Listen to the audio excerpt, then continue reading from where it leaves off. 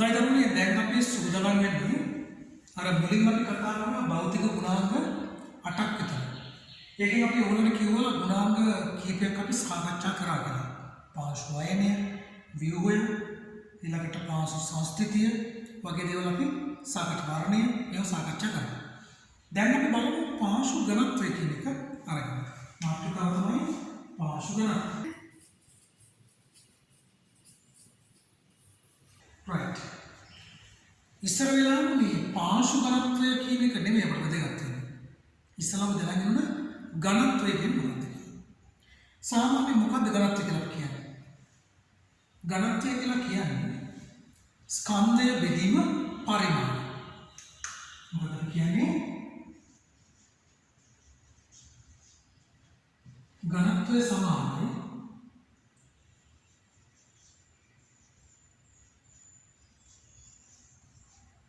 ස්කන්ධය බෙදීම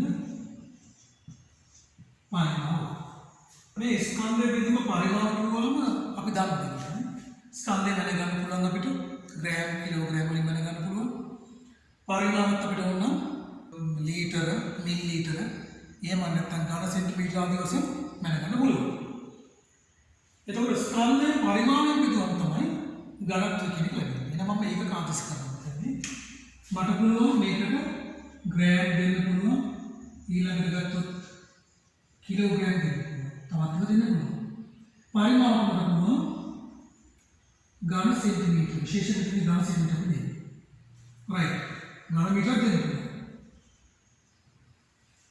right ඊළඟ ඝන වය කියන ලැබෙනවා දැන් කොහොමද අපි ඝනත්වයේ නිර්වචනය කරන්නේ හඳුන්වන්නේ කොහොමද අපිට කියන්න පුළුවන් යම් කිසි ද්‍රව්‍යයක හෝ ද්‍රවයක ස්කන්ධය පරිමාණයට දරන අනුපාතය.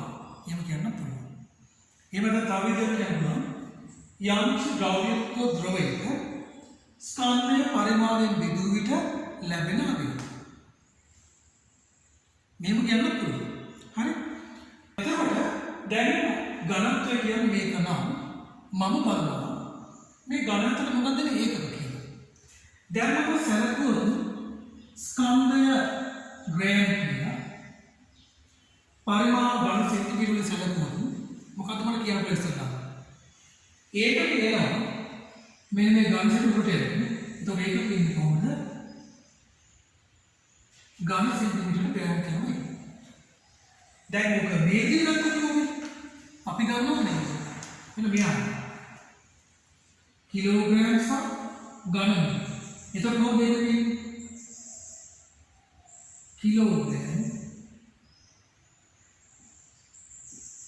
घन वो तो भाई राइट ना एक क्या पहले दिली एक क्या बोलता है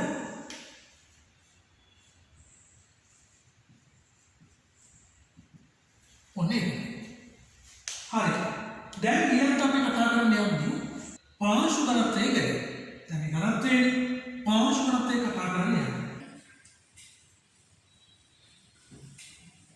පාර්ශ්ව ඝනත්වය ගැන කතා කරද්දී මම කරන්නේ මෙච්චරයි.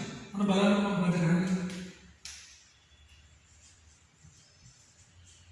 මෙතනින් පාර්ශ්ව කියන වචනේ ලියන්න. එහෙනම් මෙතනින් මම මොකද කරන්නේ? පස් ස්කන්ධය පස් පරිමාණ මෙච්චර. මෙන්න මේ ටිකෙන් අපිට තේරුම් ගන්න පුළුවන් වෙන මොකද? කිසියම් පස් ස්කන්ධයක් අරගෙන ඒ පස්වල පරිමාණය බෙදුවම එන්නේ පාර්ශ්ව ඝනත්වය. එහෙනම් ඒක වෙන අපි කලින් දැනගත්තා මෙයාගේ තේකේ මොකක්ද කියලා. ඝන සෙන්ටිමීටරට ග්‍රෑම්. විශේෂයෙන් මතක තියාගන්න මේ පස ආශ්‍රිත ඝනත්වය සඳහන් කිරීමේදී අපි අනිවාර්යයෙන් ඝනත්වය සඳහන් කරන්නේ ඝන සෙන්ටිමීටරට ග්‍රෑම් කියලා. ඒක ස්කන්ධය වයින්නේ ග්‍රෑම් වලින් පරිමාණ වයින්නේ ඝන සෙන්ටිමීටර වලින්. right එහෙනම් දැන් අපිට නිර්වචනයක් දෙන්න පුළුවන් ඝනත්වය පාර්ශ්ව ඝනත්වය කොහොමද කියන්න පුළුවන්? ඒ තමයි කිසියම් පසක ස්කන්ධය එම පසේ පරිමාණය බෙදූ විට මොකද්ද කියන්නේ? පාර්ශ්ව ඝනත්වය කියලා කියන්න පුළුවන්. ඊළඟට කිසියම් පසක ස්කන්ධය හා එම පසේ පරිමාණ අතර අනුපාතය කියලා කියන්න පුළුවන්. තවත් ඕනනම් කියන්න ඕනේ. පස් අපි ගන්නවා යම්කිසි පරිමාණයක්. හැබැයි ඒක එක පරිමාණයක්. ඒ කියන්නේ එක කියලා පරිමාණයක් එක්කෝ ඝන සෙන්ටිමීටර එකක්. එහෙම නැත්නම් ගන්නවා ඝන මීටර එකක්. දැන් ඝන මීටර මෙතන ගන්න නැහැ කිව්වනේ. එහෙනම් මම ගන්නේ ඝන සෙන්ටිමීටර එකක්. එතකොට මට කියන්න පුළුවන් බලන්න මේක ගන්න. මම ගන්නවා ඝන සෙන්ටිමීටර එකක්. උඩට කිසියම් ස්කන්ධයක් ආව කියලා තමයි. උඩට ඇවිල්ලා තියෙනවා ග්‍රෑම් පහ. දැන් කොහොමද මේක කියන්නේ? මෙයා උත්තර ගන්න එකෙන් බෙදුවින්ද ඉමාගේම මොකද ඉමාගේ ග්‍රෑම් පහමයි. එහෙනම් ඝනත්වය කියන්නේ ස්කන්ධ බෙදුව පරිමාණය. දැන් මෙයාගේ අගය මොකක්ද? ඝනත්වය අගය කියන්නේ ඒ තමයි ඝන සෙන්ටිමීටරට ග්‍රෑම් 5.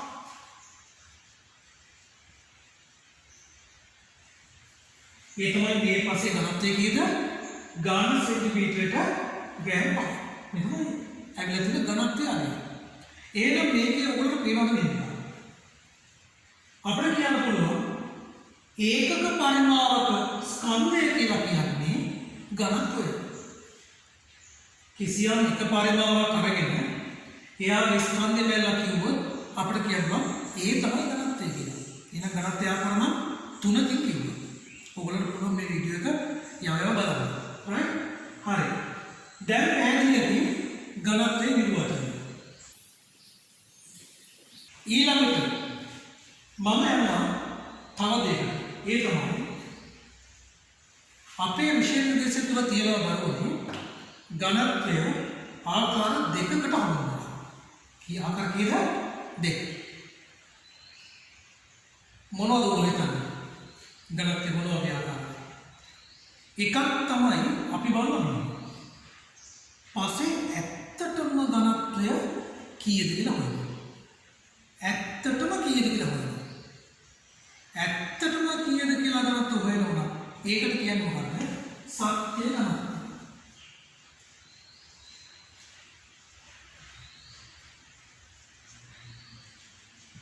සත්‍ය ඝනත්වය තමයි කියන්නේ. එතකොට අනිත් එකට කියන්නේ බොරුවට ඝනත්වය කියලාද? ඔව්. ඒක මෙහෙම කියනවා අපි. ඊතර ඝනත්ව හොයද්දී සමහර දත්ත නැත්තම් සමහර අගයන් හොයද්දී හරියටම ඒ අගයන් හොයාගන්නේ නැහැ. ඒ නිසා කෙනෙකුට ඕන මේකට අසත්‍ය ඝනත්වය කියන්නත් පුළුවන්. අනුමාන ඝනත්වය කියන්නත් පුළුවන්. එහෙම කිසි ගැටලුවක් නැහැ.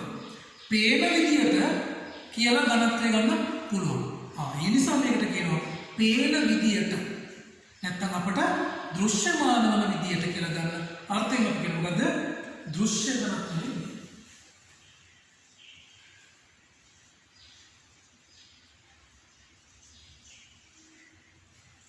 ඔන්න ඝනත්වයේ ආකාර දෙක. දැන් මම ඔයගොල්ලන්ට මේ ඝනත්වය ඔයගොල්ලෝ පේවදී පාර්ශ්වත්වයේ ලියන ආකාරය. දැන් එතකොට මේ දෙන්නට ඔය ඝනත්වයේ සමීකරණ ලියන්න ඕනේ. අපි බලමු කොහොමද මේක වෙනස් වෙන්නේ කියලා. දැන් ඉස්සරහාම කරන්නේ මේ සමීකරණය මෙතනින් ඒ විදිහටම ලියනවා. ඒ වගේම මේ සමීකරණය මෙතනින් ඒ විදිහටම ලියනවා. බලමු වෙනස්කම් වෙන්නේ කොතනද කියලා. හරි. මුලින් බලමු.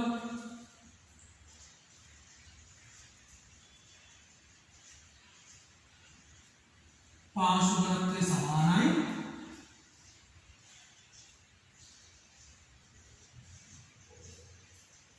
පස්කන්ධය බෙදීම පස් පරිමාව. මම අරගෙන තියෙන එක. මම වෙන පාඩමක් භාවිත කරන්නම් මේකට.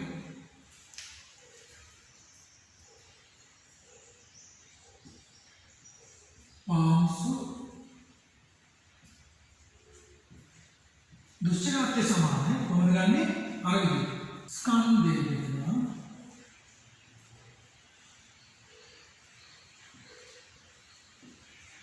සමීකරණ දෙකම එකයි. පාඩ විතර වෙනස්.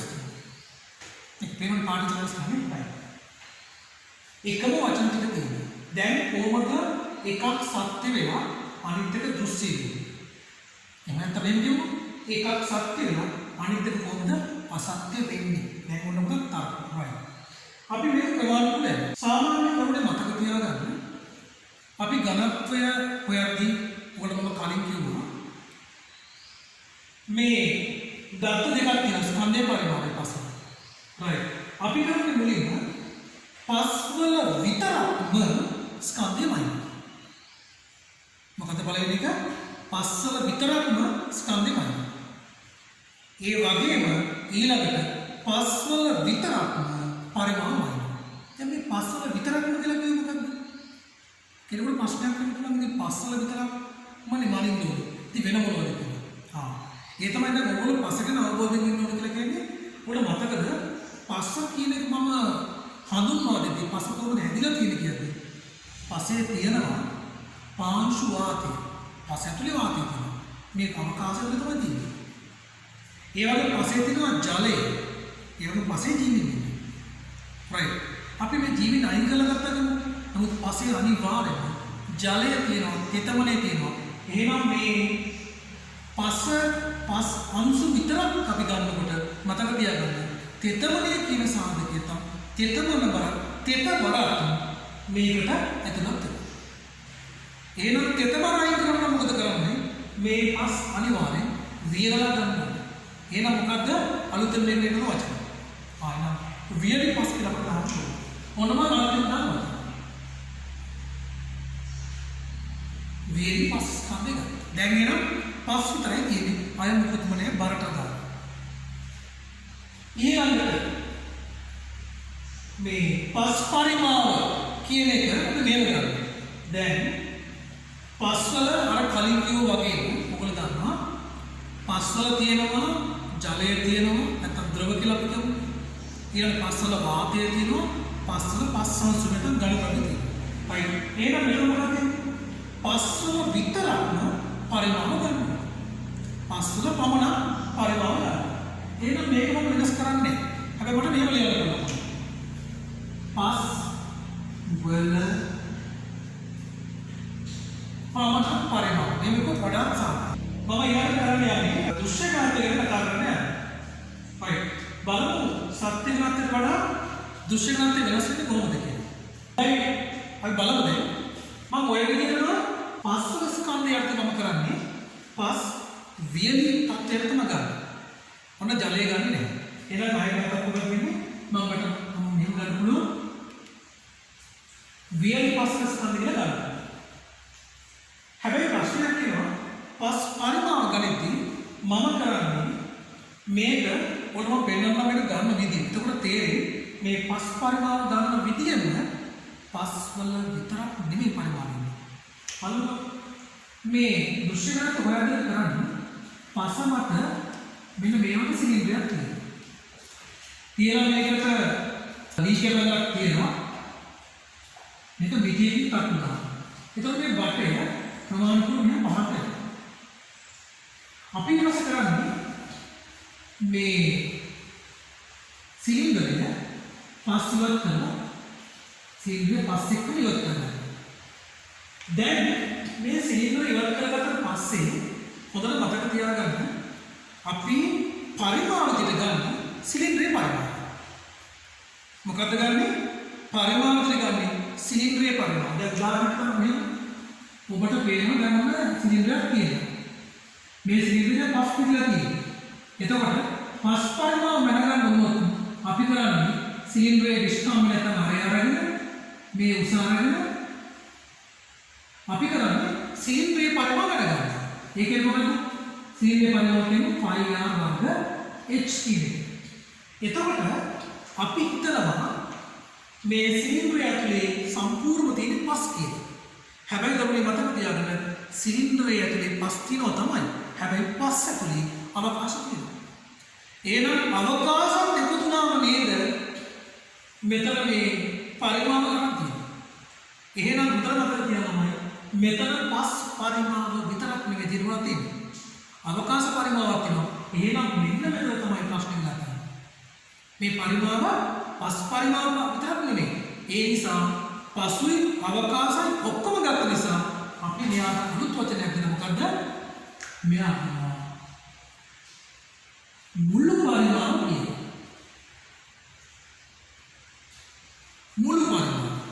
මේ වචනේ පස් විතරක් නෙමෙයි කිව්ව මම වචනේ මැරුවා. මම ගන්නවා මුළු පරිමාව කියලා. දැන් හොඳට බලන්න මේ දෙන්න කම්පෙයාර් කරනවා සංසන්දනය කරනකොට. දැන් මෙයාගේ උඩ වචනේ ඒ විදිහට වෙනසක් නැහැ. පහළින් පස්සල පමණ පරිමාව.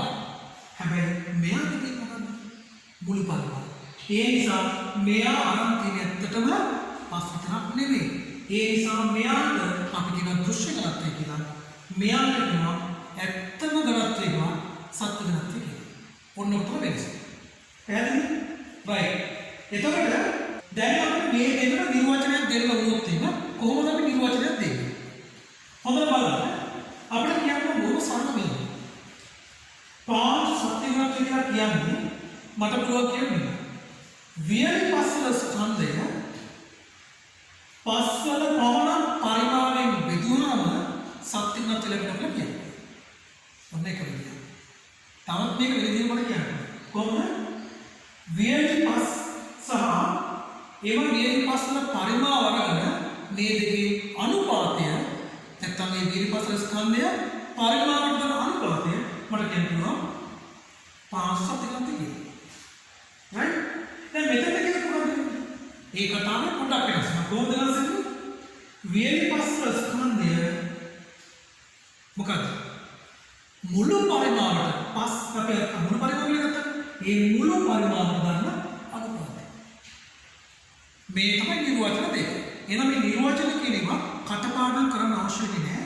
අපිට ඒවා නිර්මාණය කරගන්න පුළුවන්. මොකද මේක දැක්ක ගමන් ඒ දකින්න දේම අනිත් පැත්තට අපිට කියන නිර්වචනේ හදාගන්න පුළුවන්. right. මේ තමයි අපි කතා කරමු මොකද්ද? සත්‍ය ඝනත්වය. මේ තමයි දෘශ්‍ය ඝනත්වය. හරි. දැන් මම ඔයගොල්ලන්ට වෙනත්ම විදියකට මේ දෘශ්‍ය ඝනත්වය සත්‍ය ඝනත්වය පෙන්වන්න යනවා. ඒක බලන්න. දැන් අපි කවුරුත් දන්නවනේ මේ පස ගත්තාම පසේ තියෙනවා තෙතමනක් නැත්නම් ජලය තියෙනවා. පසේ අවකාශ තියෙනවා. මේ අවකාශ වල වාතය තියෙනවා. හරි? කොහොමද මේකේ ඝනත්වය තියෙන්නේ? right. දැන් මම මේක පෙන්නන මේ විදිහට බලන්න.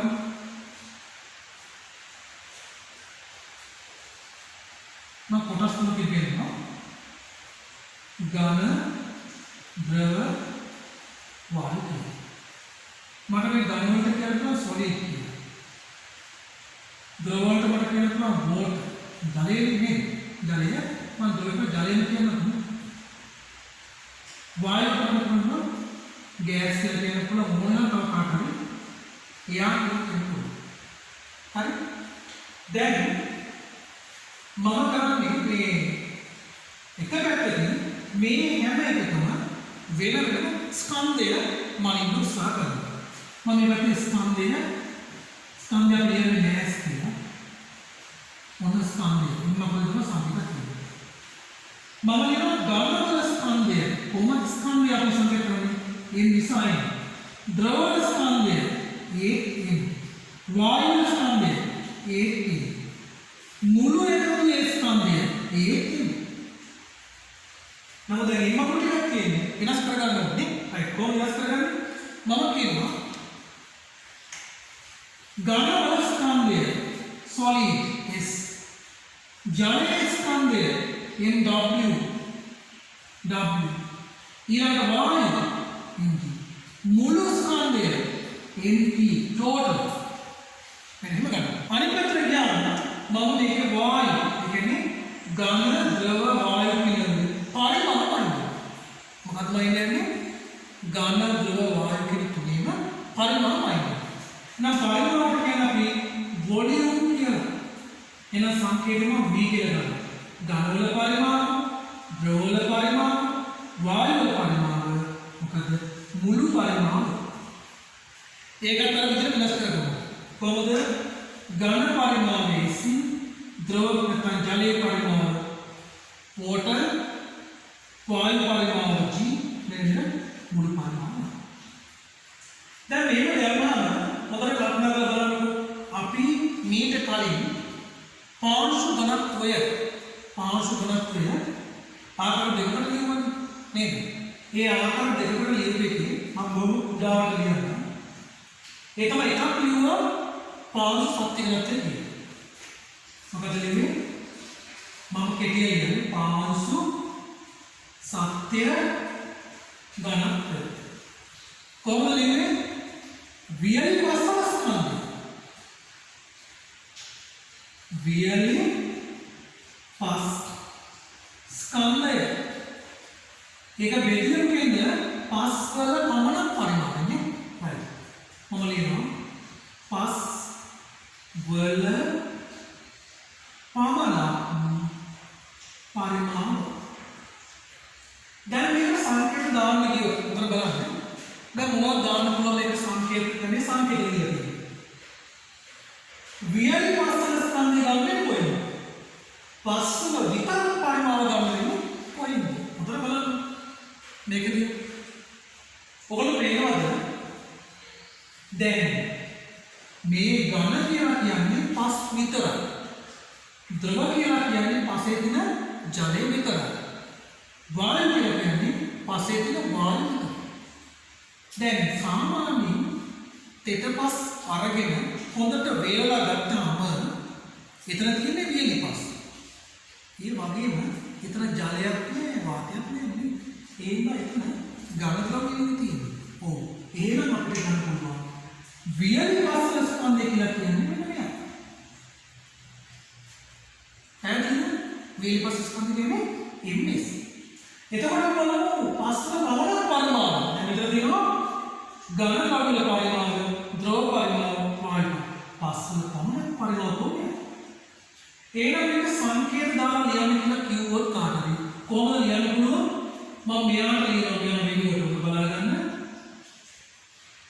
වියලි පස් ස්කන්ධය මම ලියනවා MS ලියනවා.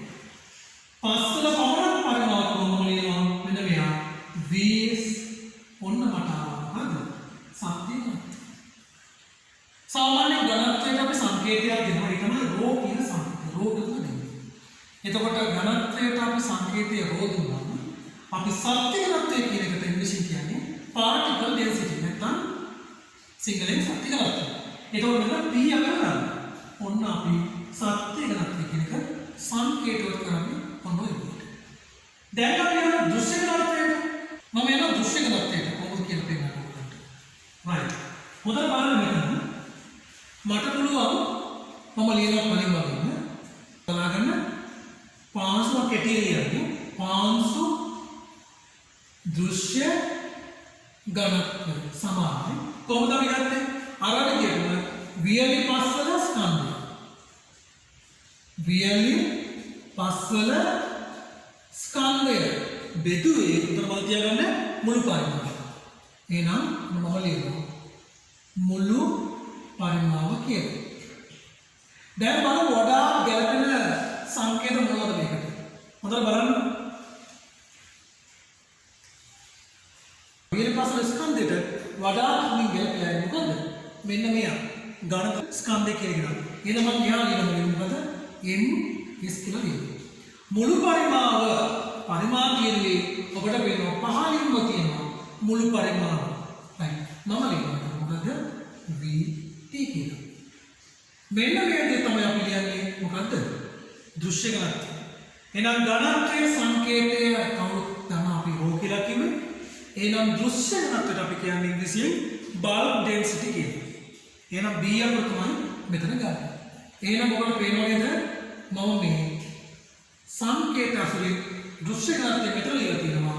සත්‍ය ඝනත්වය මෙතන ලියලා තියෙනවා. right.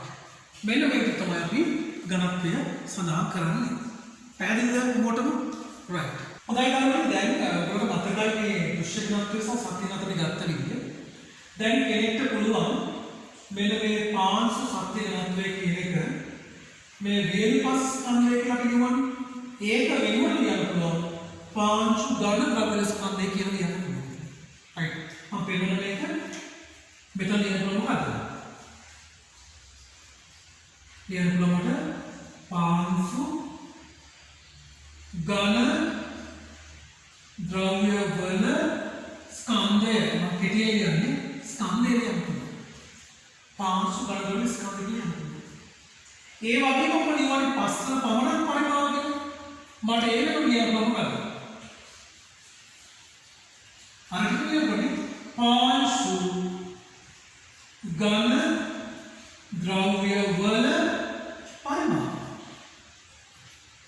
මෙහෙම ලියන්න. එතකොට මෙන්න මේක අපි කොටු කර ගන්නවා විදිහට ඔකට පෙන්නනවා. ඒක මම යනවා මෙතන පාර්ශ්ව දෘශ්‍ය ගණිතය කියන්නේ. නැවතත් මම මේක ලියන්න ස්ටාර්ට් කරන්න බලන්න. වේලපොළ ස්කන්ධය කියන එකට ලියන්න පුළුවන් මොකද්ද? පාර්ශ්ව ඝන ද්‍රව්‍ය වල ස්කන්ධය ලියන්න. බයනට ලියන්න. මේ මුළු පරිමාණ කියන එකට කෙනෙක් ලියන්න පුළුවන් මුළු පරිමාණ නැත්නම් පසේ මුළු පරිමාණ මුළු පසේ පරිමාණ ආදී වශයෙන් පාවිච්චි කරන්න පුළුවන්. බොහොම සරලයි. right. දැන් අපි යන්නේ තව භෞතික ලක්ෂණයකට. හැබැයි එතනදී යන්න පෙර ඔයගොල්ලෝ මේ අත්‍යගතය සහ දුෂ්කරත්වය කියන්නේ මොකද්ද? ඒ අතර වෙනස මොකද්ද කියන එක බොහොම හොඳට අවබෝධ කරගන්න ඉන්න ඕන. right. මම යනවා පාර්ශ්ව සයුරතාවය කියන ඊළඟ මාතෘකාව.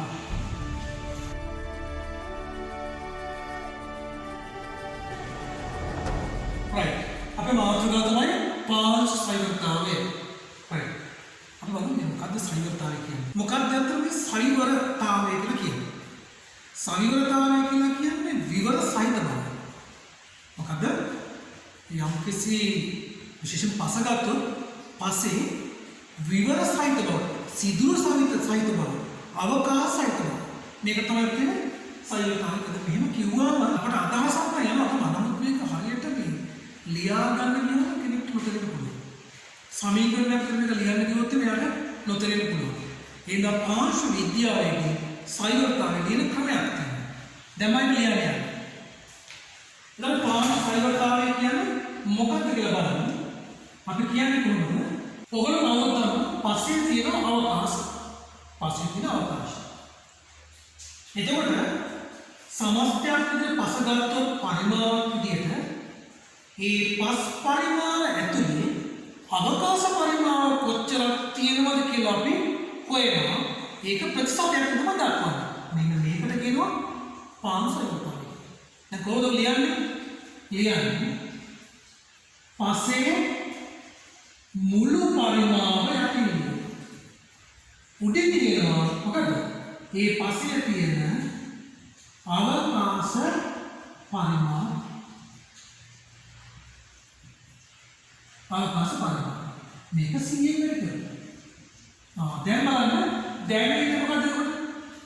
මුළු පරිමාණයට සාපේක්ෂව අවකාශ පරිමාණය වෙනසක්. මෙන්න මේක තමයි දැන් අපි කියන්නේ මොකද? පාර්ශ්ව සවිවරතාවය කියන්නේ. මේකට ඉංග්‍රීසියෙන් කියන්නේ මොකක්ද නේද? මේකට කියන්නේ porosity කියලා. මේකට කියන්නේ porosity. right. දැන් ඔයගොල්ලන්ට මතකද නැහැ මම ඊට කලින් දුන්නා පොඩි ඒ කියන්නේ පසේ ඝන ද්‍රව වායු කියලා අරගෙන සංකේත දාන පින්තූරයක් පෙන්නනවා. දැන් මේක සංකේත වලින් අඳින්න කිව්වොත් නැත්නම් ලියන්න පුළුවන්. බලමු සරලව. පසේ මුළු පරිමාණ කවුද මොකද? VT. පසේ අවකාශ පරිමාණ කියන්නේ මොකක්ද? වායු පරිමාණ. නැත්නම් ජල පරිමාණ මොකක්ද? අවකාශ පරිමාණ ජල පරිමාණ වෙන්නේ නැහැ.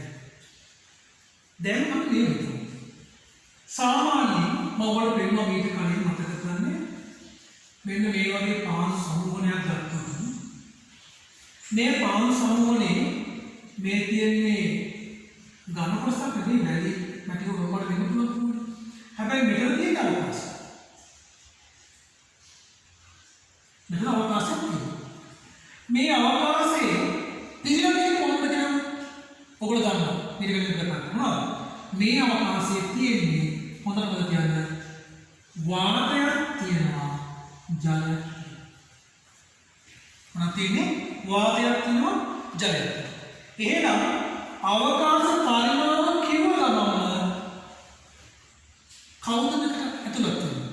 එහෙනම් හොඳට මතක තියාගන්න වායු පරිමාණ ද්‍රව නැත්නම් ජල පරිමාණ කියන දෙන්නමයි තියෙනවා. එහෙනම් මෙතන ලියන්න පුළුවන් මොකක්ද? වායු පරිමාණ ඔන්නමයි. ඊළඟට මොකක්ද? ජල පරිමාණ ඔන්න එකක් වගේ. එහෙනම් ඊට ටික 100 වෙනකන් තියෙනවා. මේක මෙහෙම කියන්න පුළුවන් සංකේතයක්. පැහැදිලිද? right. ඒක මම දැන් අහන තවත් දෙයක්. මොකද්ද? මුළු පරිමාව කියන්නේ මොකක්ද? මම පැත්තකින් ඉඳලා බලනකොට මේ මුළු පරිමාව කියන්නේ VT. දැන් මේකේ ඔයගොල්ලෝ දකින්න ඇති මේ සමීකරණ අපි ආදේශ කරා ඊළඟට මුළු පරිමාව කියන්නේ මොකක්ද කියලා අපි ලියුවා මේ විදිහට. ඒකම මම VS මේ පැත්ත ඉවත් කරලා ගන්නවා. එතකොට මොකද වෙන්නේ? VT එක VS වෙනවා. එතකොට ඉතුරු වෙනවා මොකද්ද? V water ධන V gas ඉතුරු වෙනවා.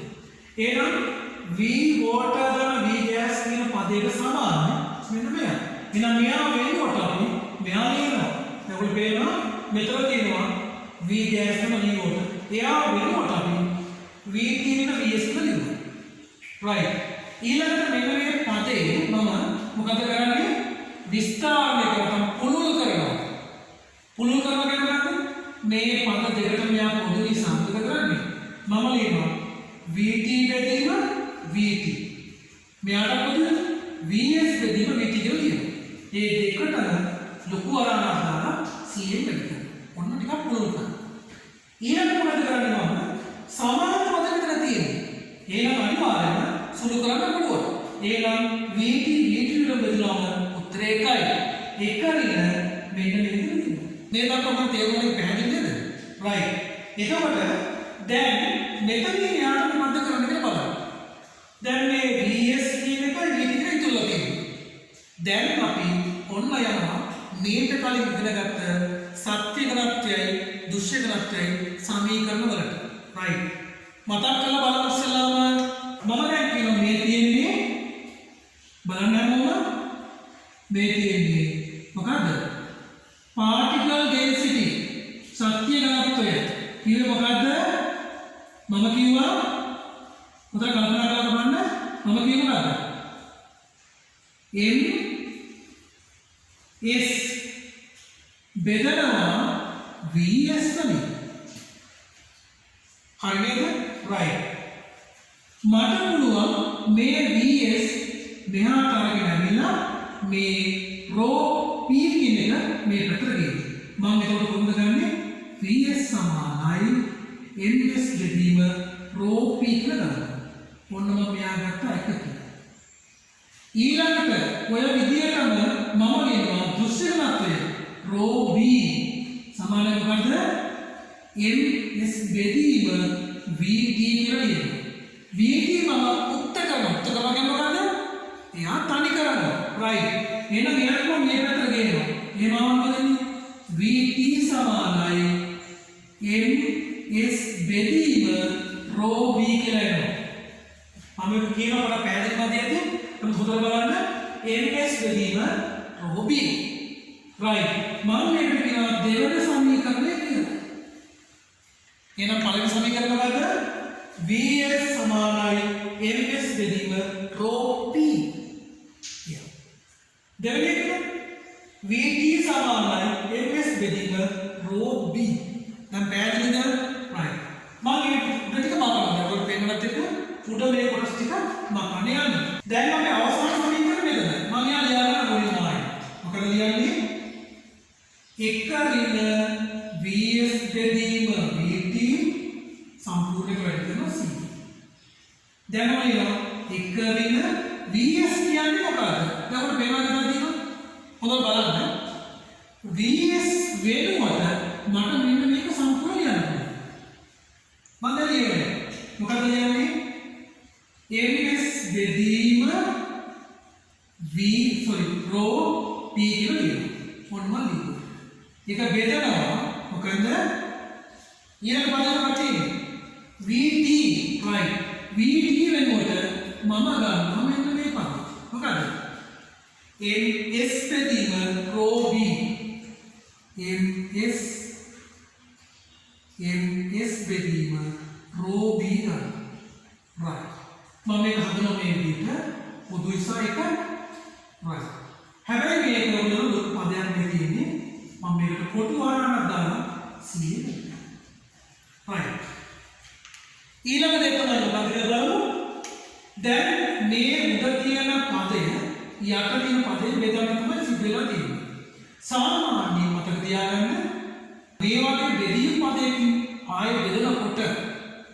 මේක උඩයට මාරු ඒ වගේම බෙදීම ಗುಣ කිරීමක් බවට පත් වෙනවා.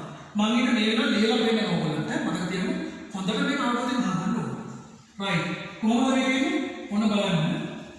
මම ලියනවා එක ඍණ මොකද වෙන්නේ? මෙතන ලියනවා ms බෙදීම rho p වැඩි කිරීම මෙයා උඩට මාරු. කොහොමද වෙන්නේ? rho b බෙදීම ms බවට පත් වෙනවා. මම මේක වෙන් කරනවා ඔබට පැහැදිලි. දැන් මේ සම්පූර්ණ එක මම වැඩි කරනවා c.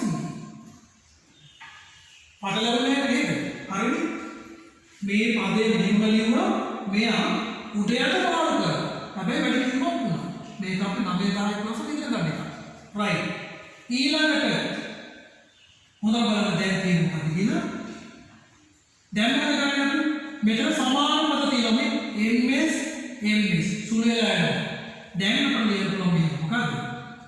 rho b බෙදීම rho p වැඩි කිරීම c.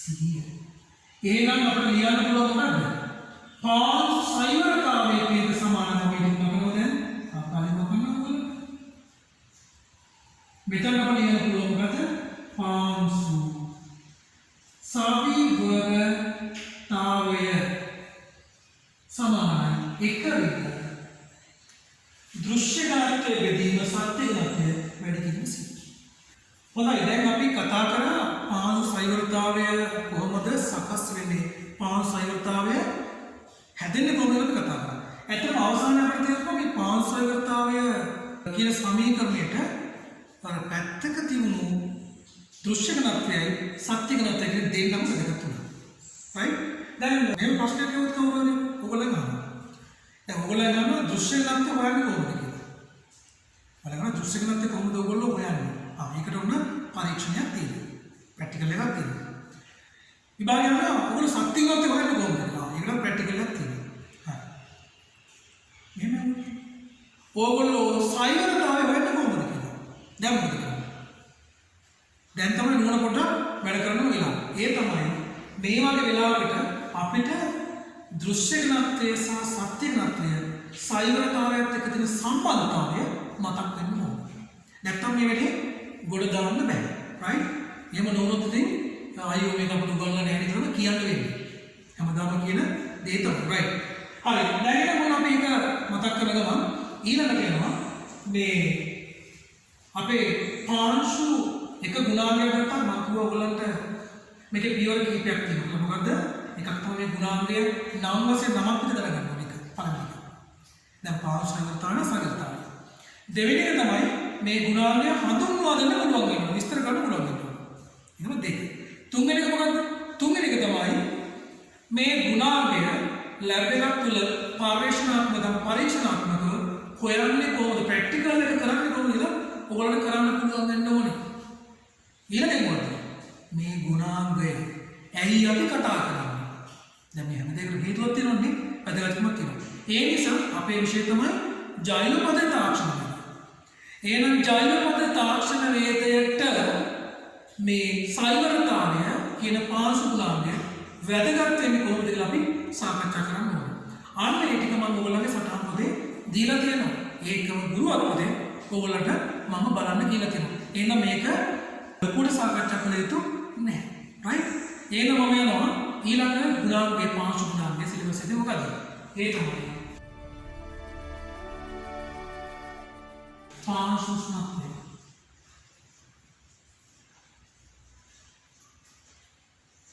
right. මොකද්ද මේ පාංශු උෂ්ණත්වය කියලා කියන්නේ? හොඳයි දැන් අපි ඊළඟට බලන්න යන පාංශු ගුණාංගය තමයි පාංශු උෂ්ණත්වය. මේක බොහොම ලේසි එකක්. ගොඩාක් කරුණු නැහැ මේකේ. නමුත් මේ උෂ්ණත්වය කියන එක නැත්නම් පාංශු උෂ්ණත්වය කියන එක අපිට අද කියලා මුලින්ම දැනගන්න ඕනේ.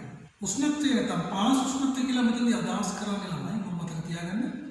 පස්සේ අපිට දකින්න පුළුවන් උණුසුම් බව නැත්නම් උණුසුම් උෂ්ණත්වය. මේක අපි මනින්නේ තාප ප්‍රමාණයක් විදිහට. ඔයගොල්ලෝ දන්නවා සාමාන්‍යයෙන් පස්සේ උෂ්ණත්වයමයින්න අපට තියෙන්නේ පාංශු උෂ්ණත්ව මානයක්. සාමාන්‍ය ගොඩක් සරල මේක දැකලා තියෙනවා. right? එතකොට මේ මාතෘකාවට අදාළව අපි දෙන්න ඕන හැඳින්වීම. කොහොමද කියන්නේ? අපි කියනවා පසේ දැකියගේ මොකද්ද? උෂ්ණත්වය. නැත්නම් පසේ අපිට ලබා ගන්න පුළුවන් උෂ්ණත්වයට අපි කියනවා පාස් උෂ්ණත්වය කියලා. එතකොට මෙහෙමත් කියන්න පුළුවන්. පස තුල අපට මයින්න පුළුවන් තාපමානය මිනිමම් ලෙස අපි ගන්න පාස් උෂ්ණත්වය කියලා. මෙහෙමත් ගන්න පුළුවන්. රයිට්. ඊළඟට මේ උෂ්ණත්වය කියන එක කොහොමද ජෛව පද්ධතිය වැදගත් වෙන්නේ? සරලව ගත්තොත් මේ උෂ්ණත්වය කියලා කියන්නේ සියලුම ජීවිත ආජීවී කොටස් වලට ඉතා වැදගත් සාධකයක්.